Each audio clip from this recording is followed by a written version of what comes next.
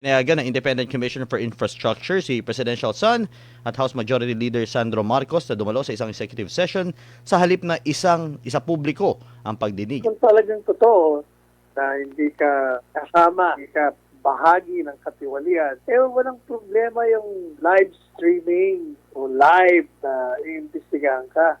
Wala kang kinakatakutan.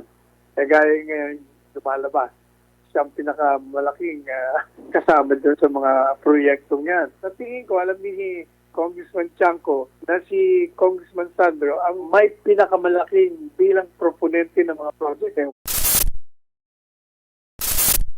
Patungkol kay Sandro Marcos na pinayagan ng Independent Commission for Infrastructure si Presidential Son at House Majority Leader Sandro Marcos na dumalo sa isang executive session sa halip na isa publiko ang pagdinig. Ayon sa kanyang legal counsel, maari umanong ma-jeopardize ang investigasyon kung isa sa publiko ang kanyang testimonya dahil posibleng may sensitibong impormasyon na lalabas.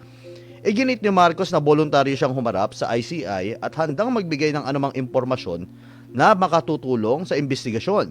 Kasabay nito, pumayag din siyang gawing publiko ang kanyang mga sinumpaang salaysay.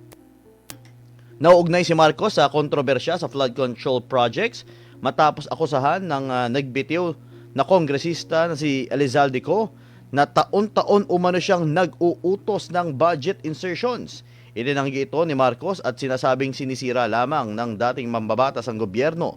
Samantala, inuutos ng Philippine Center for Investigative Journalism o PCIJ na ang distrito ni Marcos sa Ilocos Norte ang tumanggap ng pinakamalaking allocable infrastructure funds mula sa 2023 hanggang 2025 na umabot sa 15.8 billion. Ano po masasabi niyo dito, attorney? Bulastugan yung sinasabi ng abogado ni Congressman Sandro. Bakit man ma-jeopardize ang investigasyon? Precisely nga, nag-iimbestiga. Facts and circumstances, malalaman niya sa investigasyon. Ang problema siguro ni Sandro at ng kanyang abogado, baka pag gumarap siya dyan, live, kitang-kita mo kung siya ay mag-i-evade ng tanong o magsisinungaling at maaaring magkaroon siya ng mga pahayag dyan na iipit sa kanya. Yan ang kinakatakutan niya. Kasi kung talagang totoo na hindi ka kasama, hindi ka bahagi ng katiwalian, walang problema yung live streaming o live na iimbestigahan ka. Kasi malinis ang konsyensya mo. Wala kang kinakatakutan. Gaya ngayon lumalabas, siyang pinakamalaking kasama doon sa mga proyektong yan. Alam mo, naalala ko tuloy, yung si Tony Chanco, yung congressman, Yes. hindi ba hinihiling niya na ilabas yung small committee report na ayaw naman ilabas? Kasi nga, sa tingin ko, alam ni Congressman Chanco na si Congressman Sandro ang may pinakamalaking bilang proponente ng mga project. Umaabot ka 50 billion. So, ibig sabihin, kaya nila ayaw ilabas. Ngayon, lumalabas. Yan ang nagiging problema. Alam mo kasi, Franco, pag ikaw involved, kahit anong gawin mo, no, cover up, siguradong sisingaw at sisingaw, mahuhuli ka sa sarili mong bibig. Correct. Mahuhuli ka sa sarili mong mga akbangin. Mahahalata ka. Kitang-kita, kahit sino pang abogadong. Parang ano yan parang yung kaso ng habeas corpus, yung pinahal namin ng anak kong si Paolo. Yes. Di ba, yung soldier noon, atras, sabi niya, hindi ko po pwedeng katawanin itong mga dinidemandang opisyalis. Kasi we cannot defend them. Dahil indefensible nga, dahil walang jurisdiction ang ICC. O di, ang ganda, napuri natin siya. Yung pumalit na si Marigrabe, parang grabe, may grabe ito. Very grabe, Marigrabe, nalilito na ako sa kalapahan. Mas alam ko grabe yung kanyang posisyon. Nag-re-entry siya at yung kanyang mga kadailan, nagulit. Yes, yung bago naman ang kalakaran. Anong nabago kalakaran? Wala naman nababago. Walang nabago sa batas. Walang nabago sa ITC na pumasok, wala namang jurisdiction. Hindi mo niya sinasabi na may jurisdiction na yun. Kaya, sabi nga ng anak kong si Paulo, regardless kung sino ang kalaban dyan sa petition na inihain namin, it doesn't matter, magiging irrelevant kasi talagang napaka-hirap o imposible ang ipagtanggol ang hindi mo pwedeng ipagtanggol. You cannot defend an indefensible position. It's an impossibility. Yun lang ang problema, attorney.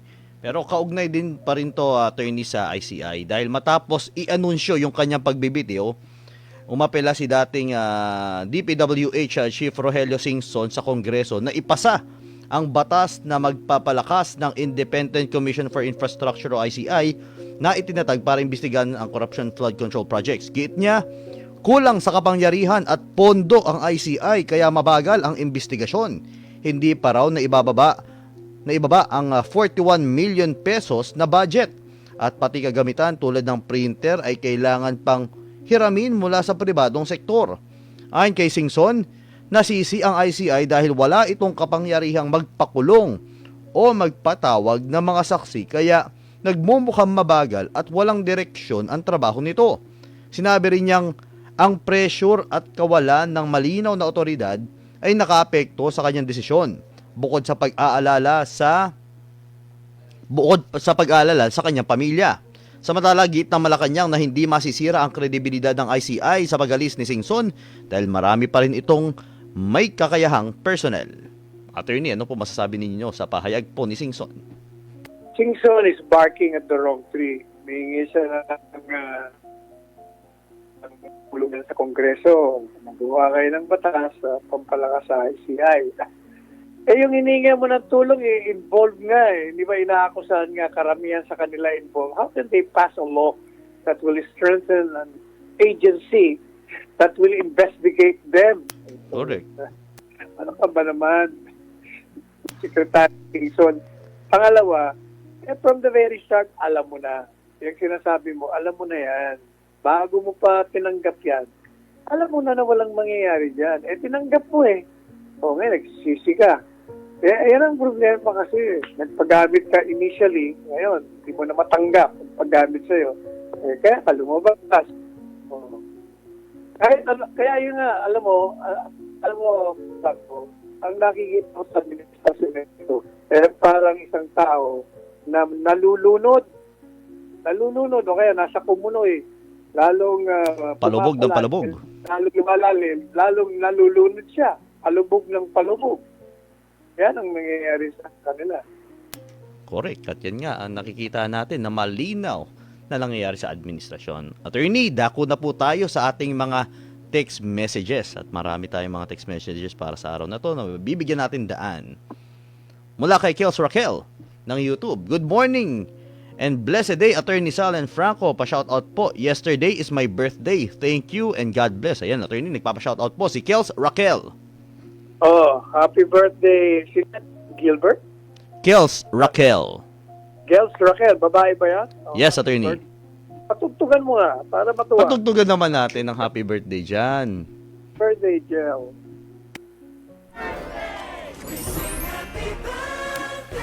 Yan, happy birthday, Kels Raquel.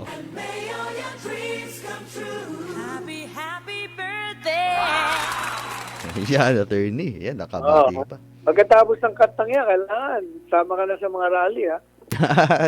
Ayun ang magagandang tip ni Attorney. Yan.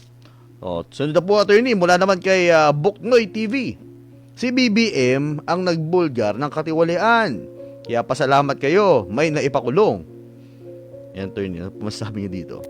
Anong naipakulong? Wala nga nakukulong. Wala nga Hindi updated, Attorney. Mula naman kay Glenda Trottier. Walang konsensya at manhid na ang mga nasa administrasyon kapalit ang salapi na binibigay sa kanila.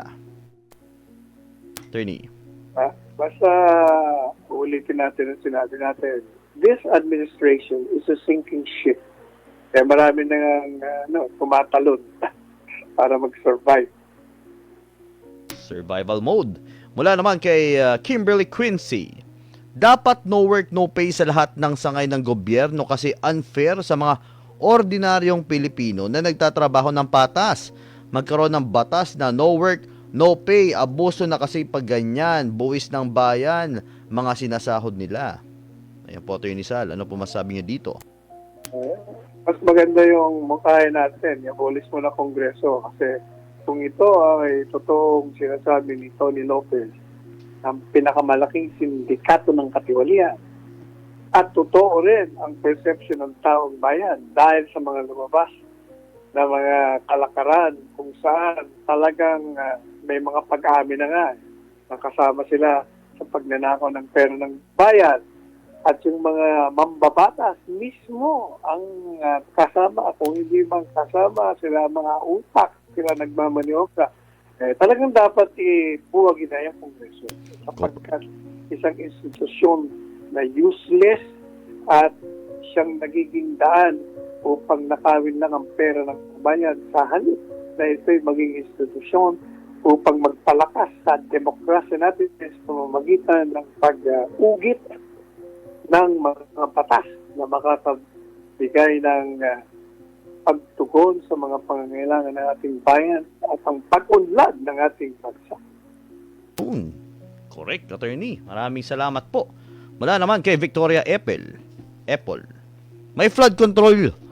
Ngayon, may food control. Huwag kayong kakain, baka makulong kayo. Sa susunod ay may breath control. Bawal nang huminga. Pag suway, kulong, mahirap na talaga ang buhay.